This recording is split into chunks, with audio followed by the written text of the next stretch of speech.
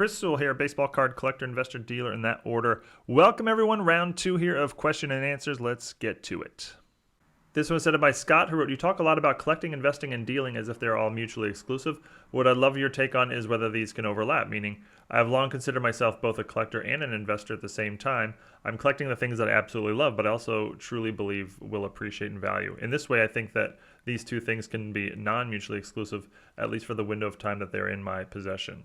Yeah, I definitely think they can overlap, and I think they usually do. I don't think they're mutually exclusive at all. I think most people are some combination of two of these, or maybe even three. There's certainly like pure collectors and pure dealers and pure investors out there, but I think most people, it sounds like yourself included, are some combination of the two. It sounds like you're a collector with sort of an investing, mentality in mind as well. And I consider myself a combination of all three. In many purchases I make or transactions I make, have this in mind. Like just as an example, a few months ago I bought an Alex Morgan autograph card. She's a star for the U.S. Women's National Team. The Women's World Cup is coming up in a few months, so I often will buy cards for the Women's National Team before the World Cup and expect to sell it around the World Cup because they usually see a little bit of a spike around then. So I bought the card. It was an autograph for $150 with basically a dealer's mentality in mind, right? I'm buying a card with the intention to sell it for more. But there's also an investing aspect. I bought it sort of at a price I expected to go up a little bit, around an event. But there's also a collecting aspect. I mean, I can spend my $150 in many, many different ways, but I'm choosing to buy a card that I particularly like. It's a player I particularly like. It's something I'm a fan of. It's a card I'd like to have in my possession for a few months before I sell it. So it sort of represents all three, and I think that's, often the case. Next one was sent by Declan, who wrote, what would you say differentiates a wrinkle from a crease? So I don't know if there's like a hard definition for this, but when I think of a crease, I think of something that goes through to the back of the card. And when I think of a wrinkle, I think of something that doesn't. So, if a card has a wrinkle, you wouldn't be able to see that wrinkle on the back, whereas if it had a crease, you would. At least that's how I would differentiate it. This was sent by Bob, who wrote, if you were lucky enough to obtain a 1-of-1 Topps Chrome Super Fractor of a promising rookie, would you rather it be the base card or a short print? My knee-jerk reaction was, of course, the short print, but after a moment of thought, I would much rather have the base. They're both the same rarity, 1-of-1. The SP will always seem a bit more exciting, but the base card image will be more recognized and is even more of a needle in a haystack with a large print run of the base set. Which would you prefer? I think it depends on the card. Like if the short print has like a really, really cool image of him, making a diving catch or something like that, maybe the short print, but I think in general your analysis is correctly. I would prefer to have the base card usually. That's probably going to be more desired by collectors in the long run and also in the short run in general. This was sent by Erwin, who wrote, in one of your previous videos you mentioned that you weren't into collecting autos. Just wondering if you could expand on why. I only have a couple, Nolan Ryan and Ken Griffey Jr., but was thinking about jumping further and going for stars I watched growing up, like Bird, Magica, and Joe Montana. Yeah, so I'm just, not into autos. Never have been. There's not really anything more to it than that. Just not my thing for whatever reason. In the same way that, Pokemon cards are not my thing. For whatever reason, it's not something that particularly ever interested me. I have a lot of friends who are big into autograph collectors, and they have amazing autograph collections, and that's awesome. Like a lot of respect for that. So there's nothing wrong with autographs whatsoever. If you're looking to get into autographs, I say absolutely go for it. This was sent in by Peter, who wrote, I just received my first set of PSA grades. I sent in 38 cards at the $15 special for 1989 and older. But what's really surprised me is that 3 of the cards weren't graded because they didn't meet the minimum size requirement. I'd understand if these were vintage cards that had a lot of wear, but these 3 cards were an 88 Topps Fernando Valenzuela, an 86 Donruss Highlights Bo Jackson, and an 83 Donruss Wade Boggs. I pulled the Valenzuela from a pack, I pulled the Bo Jackson from a factory set, and I pulled the Boggs from a set I bought from a reputable card shop in my area, and all 3 of the cards in the set were the exact same size. Have you heard an increase in PSA not grading cards for mini size? Any other thoughts about what could be going on here? So I wouldn't say that I've noticed or heard of an increase in PSA using the mini size, but this is just something that happens with PSA, unfortunately. Now 3 to 38 cards, that's a lot, but it's not like an unheard of amount. I would say maybe on average I get 1 out of 50 cards comes back mini size, and often like you, it's like, hey, this card was pulled out of a pack. But usually when I measure it after it's come back, I measure it against another card, and yeah, that was a little bit short in this direction. I didn't notice it. But once in a while, I just won't be able to tell at all. I'll be like, I don't know why they gave it this mini size, but unfortunately, I think that's just something that happens with PSA. I really don't know why. It's just one of those things you have to deal with, and I don't know that there's really much more to it than that. This was sent by Dan, who wrote 2 separate questions. 1, info on print runs over the last 10 to 20 years. How does this compare to the junk wax era? And 2, you mentioned you don't prospect, but at what point Do you think it's reasonable to purchase a current player? After 5 years, 10 years, when would you have started purchasing a Trout or a Betts? How many more years before you'd invest in Acuna or Soto? So to answer your first question, unfortunately, that information just doesn't exist. The companies didn't release print runs for the junk wax era. There's no way to know how many sets were produced or cards were produced. And it's same today. Most sets don't have stated print runs. Nobody knows how many sets are actually being produced. I mean, people have figured out ways to guess or estimate, but I don't know how accurate that is, and I don't think there's a realistic way to scientifically compare the number of cards produced in 1990 to today. If you made me guess, I would guess it's pretty similar in terms of the total number of cards produced in 1990 is probably somewhat close to the total number of cards produced in 2022, for example, but I actually don't even know if that's accurate. That would just be my guess. For your second question, when would you start buying players? So I'll buy anything. I mean, I'll buy Acuna and Soto, but not with like a long-term investment mentality in mind. I really don't start considering players for like longer-term investments until they're like basically likely Hall of Famers, 10 years into their career. So like Mookie Betts would sort of just be getting there for me now. Trout maybe a few years ago. Acuna and Soto are a long way off. I wouldn't personally consider them, but that doesn't mean other people shouldn't consider them. That's just the way I tend to think in terms of long-term investing in players. Sunny DeCuse wrote, your thoughts on Frankensons? So I haven't been there in 5 years. So for those who don't know, Frankensons is like a weekly or maybe twice a week or even 3 times a week show. It's like a flea market type thing in a warehouse in Los Angeles. And when I was there, I used to go there every week, twice a week for a good 5+ years. And when I went, it was there were maybe 20 dealers, card dealers out of the 200 dealers there. I would imagine there's a lot more card dealers now after the boom, but I don't know. I haven't been there in 5 years. When I went, I absolutely loved it. But yeah, I haven't been there recently, so I don't have an opinion on it recently. Ronald wrote, maybe you've mentioned this before, but how many 1989 Ken Griffey Jr. upper decks were originally produced? Hopefully a little backstory on that. So another one, I have no idea, and there's no way to find that information out. But looking back now, 35 years later, that card is a lot less rare than we assumed back then.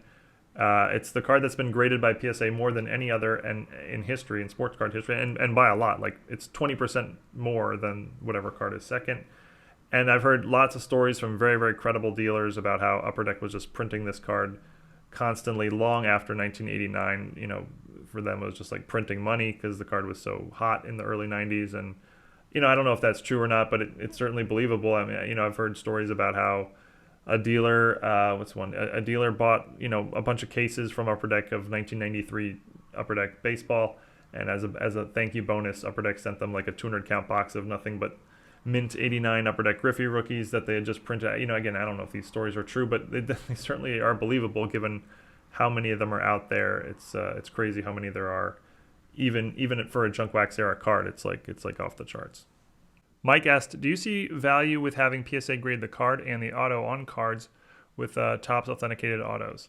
Yeah, I'd say there's value there. I mean, a lot of collectors just want their cards graded no matter what it is. So if you have a pack inserted autograph card that you've pulled or whatever, and you get it graded, you're sort of expanding the number of potential buyers for that card. And getting the auto graded with like the DNA label from PSA, that's something I don't really tend to do. Like if I have a certified autograph card from the manufacturer pulled out of a pack, I'll just get the card graded. Like a PSA 9 or a PSA 10 is fine with me. I don't need the dual grade. And for a certified autograph card, I don't know that it's probably going to make that big a difference, but it probably makes some difference, and it's going to vary card to card. But I think in general, a PSA 10 versus a PSA 10-10 combo, there's not going to be a huge difference there, although it will be a little bit. So yeah, I'd say there is some value, but that's not one that I would personally tend to go after much. This was sent by Nathan, who wrote, I have a question about the prevalence of trimming among vintage cards. I have a small collection of fairly high-quality raw vintage cards that I'd like to send to PSA, such as a 55 Williams, a Yaz rookie, a 58 Musial. They seem like pretty sharp cards to me, and I'm convinced they're authentic based on comparisons with other pieces of my collection. I don't see any evidence of trimming, but I'm hardly an expert. I bought them all from a large, highly rated eBay seller. In your opinion, is trimming prevalent enough that I should be concerned simply by them being raw? Or am I overthinking this? Put it this way, do you believe most high-quality raw vintage cards are trimmed?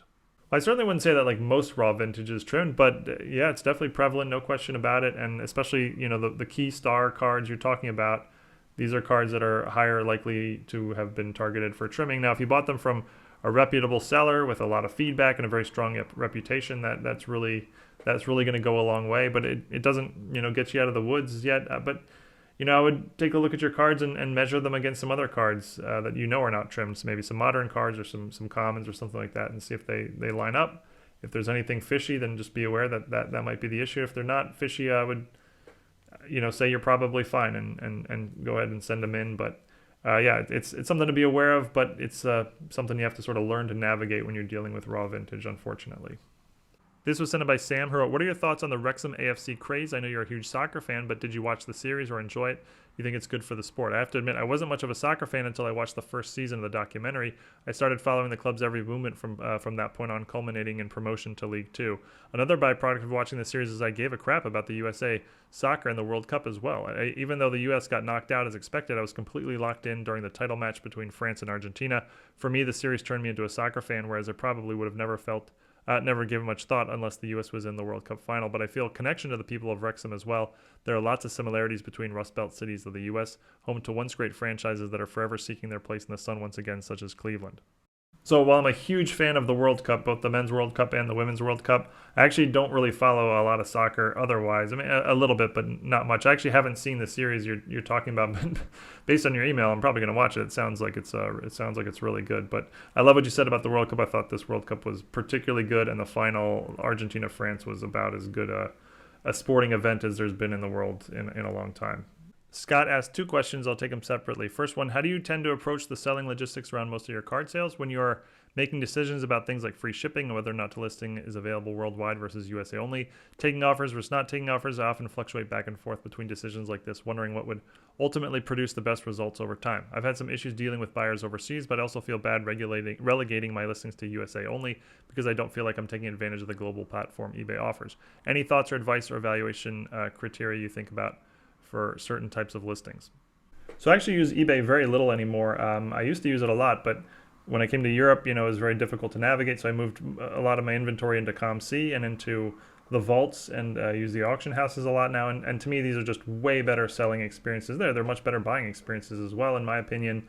And just a lot of the issues you're talking about, you don't have to worry about. Shipping overseas and what should I charge for shipping, and what's the tax situation? These are all issues that don't arise with the vaults. These are purely eBay things, and this is one of the reasons I moved off of eBay, because like you said, navigating this stuff is very difficult and tricky, and can lead to hassles and annoying returns and all sorts of things that you don't have to deal with when you use COMC or the vaults or the auction houses for that matter. In terms of should you accept offers or not, I accept offers on all the platforms I use, whether it's eBay or COMC or any of them.